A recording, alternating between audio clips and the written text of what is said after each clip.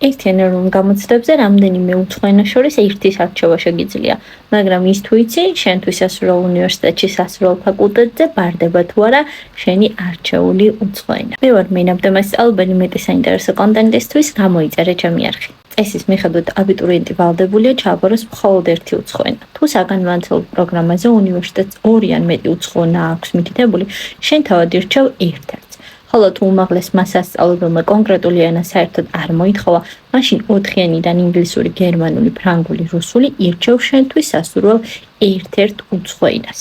ასევე გაითვალისწინე, რომ შეიძლება არ აბარებდე ფრანგულს, რუსულს ან გერმანულს, მაგრამ შენთვის სასურველ უნივერსიტეტში, სასურველ ფაკულტეტზე ეს უცხოენები არ ბარდებოდეს. გარდა იმისა, რომ ეს ყველაფერი ცნობარში შეგიძლია გადაამოწმო, ასევე გაითვალისწინე ის, რომ თვითონ პროგრამა პროფესიების არჩევის დროს, პროგრამების არჩევის დროს ისეთ პროგრამას ვერ მოგანიშნინებს, ანუ არ მოგანიშნინებს, რომელზეც შენი არჩეული საგნებით არ ბარდება. ასე რომ, თუ ახლა აბარებ გერმანულს, რუსულს ან ფრანგულს, ნუ დაპანიკდები, თუ უკვე შევსებული გვაქვს უნივერსიტეტები და შენთვის სასურველი უნივერსიტეტი უკვე ჩამონათვალში წერია, ეს ნიშნავს იმას, რომ ამ კონკრეტულ უნივერსიტეტში, ამ კონკრეტულ ფაკულტეტზე შენი არჩეული უცხოენით ჩვეულებრივად ბარდება. მე მენაბ და მასწავლებელი ვარ, მეტი საინტერესო კონტენტისთვის გამომიწერე.